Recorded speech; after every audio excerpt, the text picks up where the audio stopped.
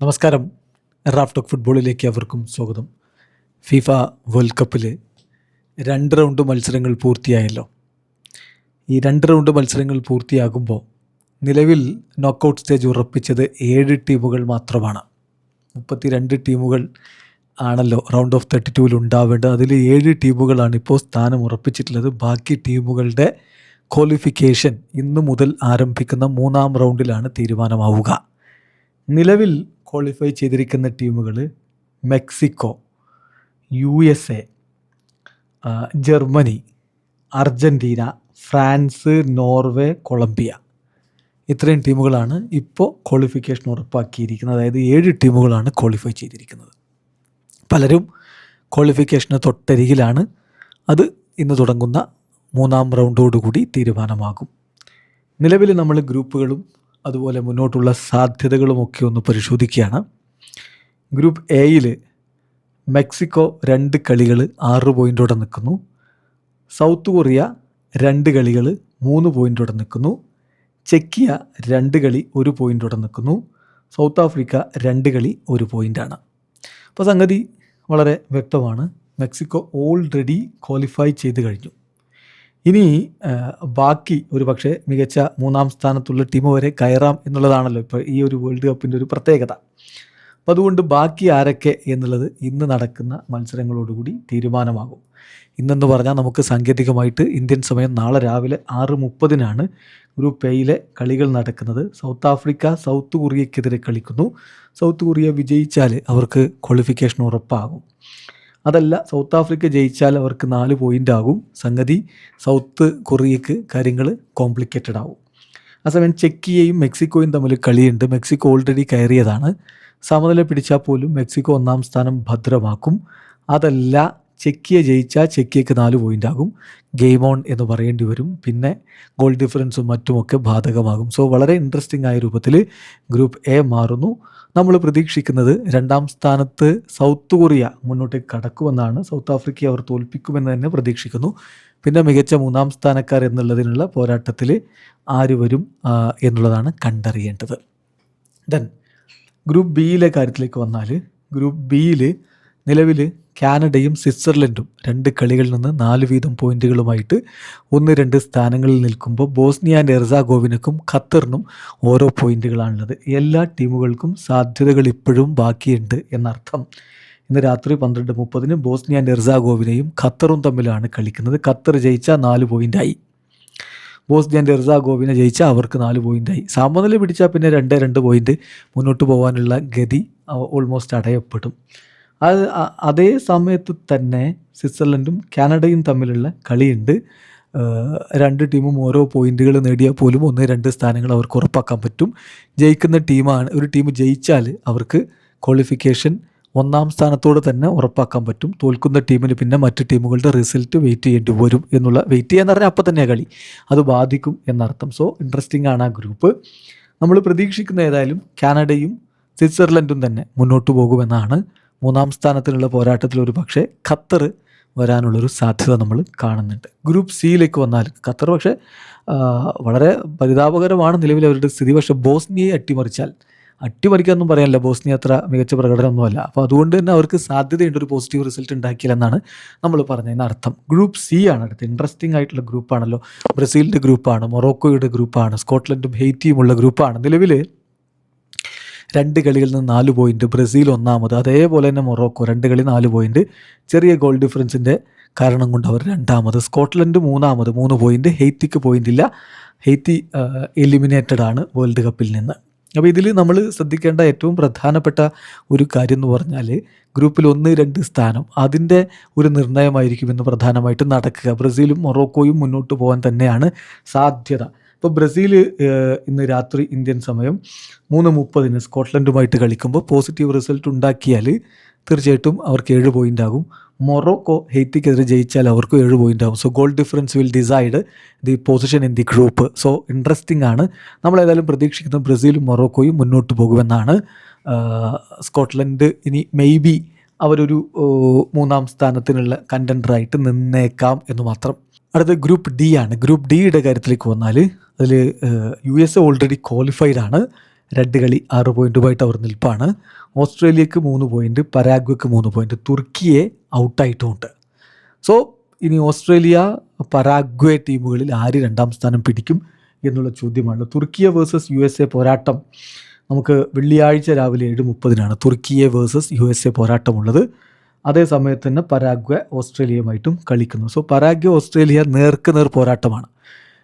അതിൽ ജയിക്കുന്ന ടീം 2ാം സ്ഥാനം കൊണ്ട് പോകും. അതല്ല സമനിലയാണെങ്കിൽ പിന്നെ സ്വാഭാവികമായിട്ടും ഗോൾ ഡിഫറൻസ് എന്നുള്ള കാര്യം വരുമ്പോൾ ഓസ്ട്രേലിയ 2ാം സ്ഥാനം പിടിക്കുന്ന ഒരു സ്ഥിതിയും വരും. അതല്ല ഇനിയിപ്പോൾ USA തുർക്കിയെ പണി കൊടുത്ത് വിടുമോ? അങ്ങനെ വന്നാൽ കാര്യങ്ങൾ ഒന്നുകൂടി ഇൻട്രസ്റ്റിംഗ് ആകുന്നൊരു സ്ഥിതി ഉണ്ടാകും. കാരണം USAക്ക് 6 പോയിൻറ്റ്, ഓസ്ട്രേലിയയോ പരാഗ്വയോ അതിലാരെങ്കിലും ഒരു ടീം ജയിക്കുകയാണെങ്കിൽ അവർക്കും 6 പോയിൻറ്റ് എന്നുള്ള രൂപത്തിൽ വരും. സോ അപ്പോൾ പിന്നെ ഗോൾ ഡിഫറൻസ് ആയിരിക്കും 1-2 സ്ഥാനങ്ങൾ തീരുമാനിക്കുക. സോ ഇൻട്രസ്റ്റിംഗ് ആണ് ആ ഗ്രൂപ്പ് എന്നർത്ഥം. USA ഏതായാലും ക്വാളിഫൈ ചെയ്തിട്ടുണ്ട്. അപ്പോൾ നമ്മൾ പ്രതീക്ഷിക്കുന്ന USAക്കൊപ്പം ഓസ്ട്രേലിയ മുന്നോട്ട് പോകുമെന്നാണ്. ഈ ഗ്രൂപ്പിൽ നിന്ന് ഓസ്ട്രേലിയ 2ാം സ്ഥാനം കൊണ്ട് മുന്നോട്ട് പോകുമെന്നാണ് നമ്മൾ പ്രഡിക്റ്റ് ചെയ്യുന്നത്. ഗ്രൂപ്പ് ഇയിലേക്ക് വന്നാൽ ഗ്രൂപ്പ് ഇയിൽ ജർമ്മനി ഓൾറെഡി ക്വാളിഫൈഡ് ആണ്. 2 കളി 6 പോയിൻ്റ് ആയിട്ടുണ്ട്. ഐവറി കോസ്റ്റ് 2 കളി 3 പോയിൻറ്റ് 2ാമതും, ഇക്കഡോർ 2 കളി 1 പോയിൻറ്റ് 3ാമതും, കുറസാവോ 2 കളി 1 പോയിൻറ്റ് 4ാമതുമാണ്. അപ്പോൾ ഇതിൽ ഇൻട്രസ്റ്റിംഗ് ആയിട്ടുള്ള കാര്യം എന്ന് പറഞ്ഞാൽ ഐവറി കോസ്റ്റിനും ഇക്കഡോറിനും കുറസാവോക്കും ഇനിയും മുന്നോട്ട് പോകാനുള്ള സാധ്യതകളുണ്ട് എന്നുള്ളതാണ്. അത് കളി നമുക്ക് വെള്ളിയാഴ്ച പുലർച്ചെ 1:30 കുറസാവോ വേഴ്സസ് ഐവറി കോസ്റ്റ് ഡയറക്റ്റ് പോരാട്ടമാണ്. ഐവറി കോസ്റ്റ് ജയിച്ചാൽ അവർക്ക് 6 പോയിൻറ്റ്, 2ാം സ്ഥാനം അവർ ഭദ്രമാക്കും. പിന്നെ ജർമ്മനിക്ക് ഇക്കഡോറുമായിട്ടുള്ള കളിയുണ്ട്. ഇക്കഡോർ പ്രതീക്ഷിച്ച പ്രകടനം നടത്തിയിട്ടില്ല. അതുകൊണ്ട് തന്നെ അവരൊരു നല്ല പോരാട്ടം നടത്താനുള്ളൊരു സാധ്യതയുണ്ട്. അങ്ങനെ വന്നു കഴിഞ്ഞാൽ അവർക്ക് ജയിച്ചാൽ ജർമ്മനി അവർ തോൽപ്പിക്കുമെന്ന് നമുക്ക് പറയാനൊന്നും പറ്റില്ല. തോൽപ്പിച്ചാൽ 4 പോയിൻ്റ് ആവും. അങ്ങനെ വന്നാൽ മികച്ച 3ാം സ്ഥാനത്തിനായിട്ടുള്ള കണ്ടൻഡറായിട്ടെങ്കിൽ അവർക്ക് നിൽക്കാൻ പറ്റും. അതല്ല ഇനിയിപ്പോൾ ഐവറി കോസ്റ്റിനെ കുറസാവോ സമനിലയിൽ പിടിക്കുകയാണെങ്കിൽ ഗെയിം ഓൺ എന്ന് പറയേണ്ടി വരും. 2ാം സ്ഥാനം പോലും ഇക്കഡോറിന് പോസിബിളുമാണ്.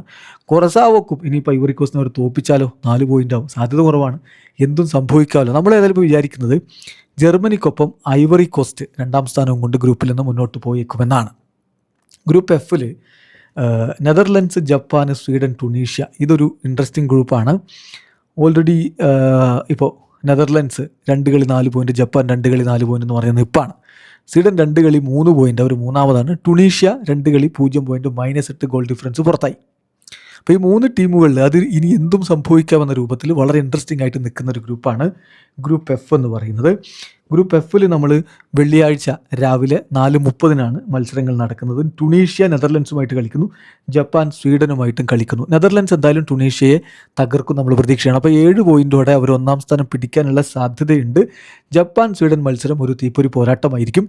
അത് ജയിച്ചാൽ സ്വീഡൻ 6 പോയിൻറ്റോടെ 2ാം സ്ഥാനം പിടിക്കുക. അതല്ല സമനില പിടിച്ചാൽ പോലും ജപ്പാൻ 2ാം സ്ഥാനം പിടിക്കുകയും ചെയ്യും. അതിൽ ഇനിയിപ്പോൾ ജപ്പാൻ ജയിച്ചാൽ അത് വളരെ ഇൻട്രസ്റ്റിംഗ് ആയിട്ടുള്ള ഒരു സംഭവത്തിലേക്ക് മാറും.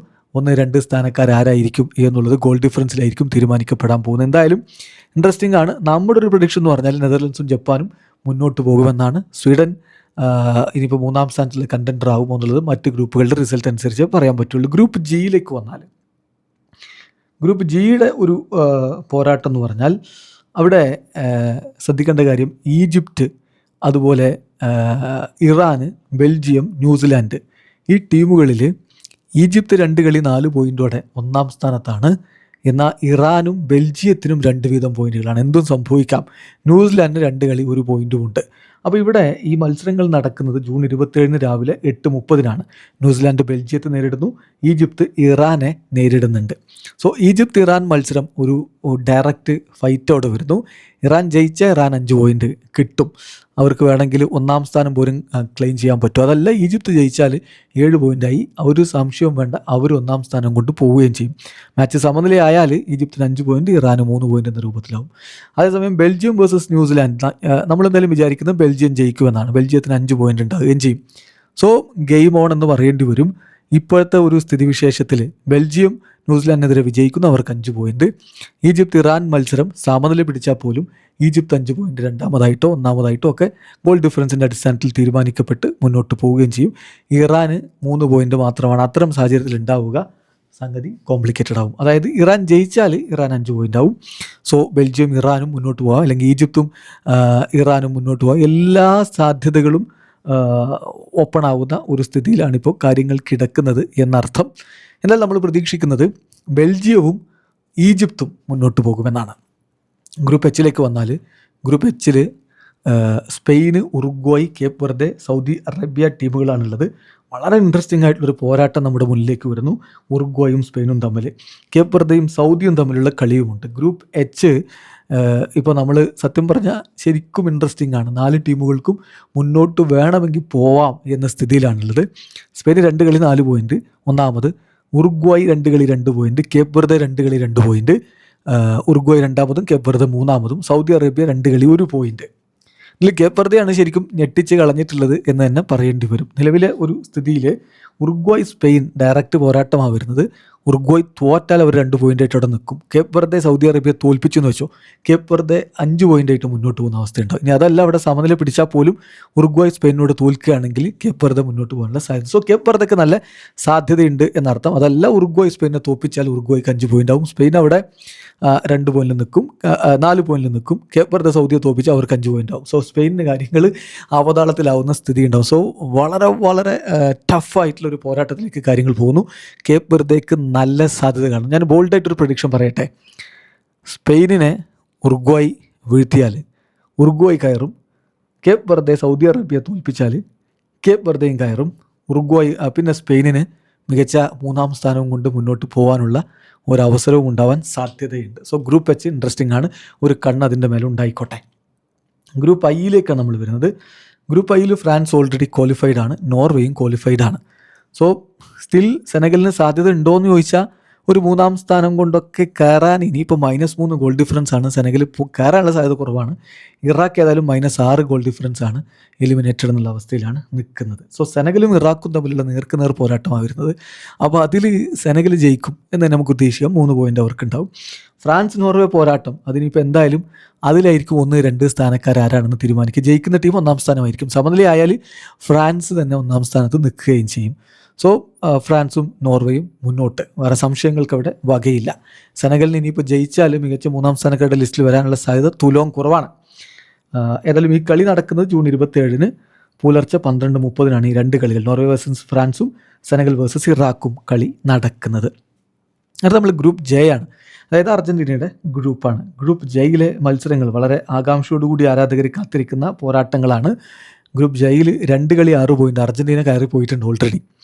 ഓസ്ട്രിയ 2 കളി 3 പോയിൻ്റ്, അൾജീരിയ 2 കളി 3 പോയിൻ്റ്. അവിടെ ഗെയിം ഓൺ ആണെന്ന് പറയേണ്ടി വരും. ജോർദൻ പുറത്തായിട്ടുമുണ്ട്. അർജൻറ്റീനയ്ക്ക് ഏതായാലും ജോർദാനെതിരെയാണ്, അവർ ഗംഭീരമായിട്ട് വിജയിക്കും. എല്ലാ കളിയും വിജയിച്ചുകൊണ്ട് ഗ്രൂപ്പ് ജെയിൽ നിന്ന് 1ാം സ്ഥാനം തന്നെ അർജൻറ്റീന കരസ്ഥമാക്കും. 2ാമത് ഓസ്ട്രിയ അൾജീരിയ നേർക്കുനേർ പോരാട്ടമാണല്ലോ. ജയിക്കുന്ന ടീം 1ാം സ്ഥാനം കൊണ്ടുപോകും, 2ാം സ്ഥാനം കൊണ്ടുപോകും. അതല്ല, അവിടെ ഇനിയിപ്പോൾ ഒരു സമനിലക്കാണ് സാധ്യതയെങ്കിൽ അപ്പോൾ ഓസ്ട്രിയ ഗോൾ ഡിഫറൻസിൻ്റെ ഒരു ആനുകൂല്യത്തിൽ 2ാം സ്ഥാനം കൊണ്ട് അവർ പോകും. സോ അൾജീരിയക്ക് ഇവിടെ ജയിക്കുക എന്നുള്ളതാണ് ഇമ്പോർട്ടൻറ്റ്. അപ്പോൾ നമ്മൾ പ്രിഡിക്റ്റ് ചെയ്യുന്നത് അർജൻറ്റീനയ്ക്കൊപ്പം ഓസ്ട്രിയ കയറാനുള്ള സാധ്യതയാണ്, അൾജീരിയയുടെ സാധ്യത കുറവാണെന്ന് പറയേണ്ടി വരും. അപ്പോൾ ഈ ഒരു കളി നമ്മൾ ജൂൺ 28 രാവിലെ 7:30 അൾജീരിയ വേഴ്സസ് ഓസ്ട്രിയ മത്സരവും ജോർദൻ വേഴ്സസ് അർജൻറ്റീന മത്സരവും നടക്കുന്നത്. ഗ്രൂപ്പ് കെയിലേക്ക് വന്നാൽ നമ്മുടെ ക്രിസ്ത്യാനോ റൊണാൾഡോയുടെ ടീമിൻ്റെ ഗ്രൂപ്പാണ്, പോർച്ചുഗലിൻ്റെ ഗ്രൂപ്പാണ്. നിലവിൽ കൊളംബിയയാണ് 2 കളി 6 പോയിൻ്റ് 1ാം സ്ഥാനത്ത്, പോർച്ചുഗൽ 2 കളി 4 പോയിൻ്റ് 2ാമത്, DR കോങ്കോ 2 കളി 1 പോയിൻ്റ് 3ാമത്, ഉസ്ബെക്കിസ്ഥാൻ 2 കളി -7 ഗോൾ ഡിഫറൻസ് 0 പോയിൻ്റ് പുറത്ത് എന്നുള്ളതാണ് ഇപ്പോഴത്തെ ഒരു അവസ്ഥ. ഏതായാലും കൊളംബിയ പോർച്ചുഗൽ നേർക്കുനേർ പോരാട്ടം വരുന്നു. ആരാണ് ഗ്രൂപ്പിൽ 1ാമത് എന്ന് തീരുമാനിക്കാനുള്ള പോരാട്ടമാണ്. കൊളംബിയ വിജയിച്ചാൽ അവർക്ക് 9 പോയിൻ്റായി, 1ാം സ്ഥാനം കൊണ്ട് അവർ പോകും. അതല്ല, പോർച്ചുഗൽ ജയിച്ചാൽ പോർച്ചുഗലിന് 7 പോയിൻ്റ് ആവും, പോർച്ചുഗൽ 1ാം സ്ഥാനം കൊണ്ട് അവർ പോകും. അതല്ല, കളി സമനിലയാണെങ്കിൽ കൊളംബിയക്ക് 7 പോയിൻറ്റും പോർച്ചുഗലിന് 5 പോയിൻ്റും ആവും, 2 ടീമും കയറിപ്പോവും. DR കോങ്കോ ഉസ്ബെക്കിസ്ഥാനെ തോൽപ്പിക്കുന്ന പ്രതീക്ഷയ്ക്ക് അവർക്ക് 4 പോയിൻ്റ് ആയിരിക്കും. അത് ഇവിടെ ഇപ്പോൾ സംഭവിക്കാൻ പോകുന്നത്, പോർച്ചുഗൽ എങ്ങാനും തോറ്റാലാണ് DR കോങ്കോ പോർച്ചുഗൽ 4 പോയിന്റിൽ നിൽക്കുകയും ഗോൾ ഡിഫറൻസിൻ്റെ തീരുമാനം അവിടെ പ്രധാനപ്പെട്ട രൂപത്തിൽ വരികയും ചെയ്യും. പോർച്ചുഗൽ എന്തായാലും +5 ഗോൾ ഡിഫറൻസ് ഉണ്ട് എന്നുള്ളത് കൊണ്ട് അവർ ഏറെക്കുറെ സേഫാണ്. സോ കൊളംബിയയും പോർച്ചുഗലും മുന്നോട്ട് പോകും ആ ഗ്രൂപ്പിൽ എന്ന് വേണം കരുതാൻ. ഈ ഒരു മത്സരം നടക്കും ജൂൺ 28 പുലർച്ചെ ഇന്ത്യൻ സമയം 5 മണിക്ക്. കൊളംബിയ വേഴ്സസ് പോർച്ചുഗൽ മത്സരവും DR കോങ്കോ വേഴ്സസ് ഉസ്ബെക്കിസ്ഥാൻ മത്സരവും നടക്കും. ഗ്രൂപ്പ് എൽ ഇപ്പോൾ ഇംഗ്ലണ്ട് ഗാനയോട് സമനില ആയതോടുകൂടി വളരെ വളരെ ഇൻട്രസ്റ്റിംഗ് ആയിട്ടുള്ള രൂപത്തിലേക്ക് മാറി. പനാമ എലിമിനേറ്റഡ് ആണ്, 2 കളി 0 പോയിന്റ്. പക്ഷേ നോക്കണം, നമ്മൾ ഇംഗ്ലണ്ട് 2 കളി 4 പോയിന്റ്, ഗാന 2 കളി 4 പോയിന്റ്, ക്രൊയേഷ്യ 2 കളി 3 പോയിന്റ്. വളരെ ഇൻട്രസ്റ്റിംഗ് ആയിട്ടുള്ള പോരാട്ടങ്ങൾ നമ്മുടെ മുന്നിലേക്ക് വരുന്നു നടത്തും. ജൂൺ 28 പുലർച്ചെ 2:30 പനാമ ഇംഗ്ലണ്ടിനെയും ക്രൊയേഷ്യ ഘാനയെ നേരിടുന്നു. ഇംഗ്ലണ്ട് എന്തായാലും പനാമയെ പരാജയപ്പെടുത്തുന്നു തന്നെ നമ്മൾ വിചാരിക്കുന്നു. 7 പോയിന്റ് അവർക്കുണ്ടാവും. സോ ഗാന ക്രൊയേഷ്യ പോരാട്ടം ഒരു നോക്കൗട്ട് പോലെയുള്ള പോരാട്ടം തന്നെയായിരിക്കും. ക്രൊയേഷ്യ ജയിച്ചാൽ 6 പോയിന്റ് അവർ 2ാം സ്ഥാനം കൊണ്ടുപോകും. അതല്ല ഗാന ജയിച്ചാൽ അവർക്ക് 7 പോയിന്റ് ആയിരിക്കും. സോ അവിടെ ഗോൾ ഡിഫറൻസ് 1-2 സ്ഥാനങ്ങൾ തീരുമാനിക്കുന്ന അവസ്ഥ വരും. ദെൻ ഇനി അതിനേക്കാൾ ഇൻട്രസ്റ്റിംഗ് ആയിട്ടുള്ള ഒരു സിറ്റുവേഷൻ വരുന്നത് ഈ കളി ഇംഗ്ലണ്ട് ഇപ്പം ഇംഗ്ലണ്ടിൻ്റെ മത്സരം പനാമയ്ക്കെതിരെയാണ്. ഇംഗ്ലണ്ട് എങ്ങാനും സമനിലയെ കുറിക്കും ഒന്നും പറയാൻ പറ്റില്ലെന്നേ. ഇംഗ്ലണ്ട് 5 പോയിന്റിൽ നിൽക്കുന്ന അവസ്ഥ വരും. ഗാനയും ക്രൊയേഷ്യയും തമ്മിലുള്ള മത്സരത്തിൽ ജയിക്കുന്ന ടീം അപ്പോൾ 1ാം സ്ഥാനത്ത് വരികയും ചെയ്യും. സോ വളരെ ഇൻട്രസ്റ്റിംഗ് ആയിട്ടുള്ള രൂപത്തിലേക്ക് ഗ്രൂപ്പ് മാറും. നമ്മളിപ്പോൾ ഈ കളി നടക്കുന്നത് ജൂൺ 28 പുലർച്ചെ ഇന്ത്യൻ സമയം 2:30 എന്തായാലും ഞാൻ പ്രിഡിക്റ്റ് ചെയ്യുന്ന കാര്യം ഇംഗ്ലണ്ട് 1ാം സ്ഥാനം കൊണ്ട് ഗ്രൂപ്പിൽ നിന്ന് കയറുമെന്നും ക്രൊയേഷ്യ ഗാനയെ തോൽപ്പിച്ചുകൊണ്ട് 2ാം സ്ഥാനം കൊണ്ട് കയറുമെന്നാണ്. സോ വ്യത്യസ്തമായിട്ടുള്ള അഭിപ്രായങ്ങൾ പല സുഹൃത്തുക്കൾക്കുണ്ടാവും.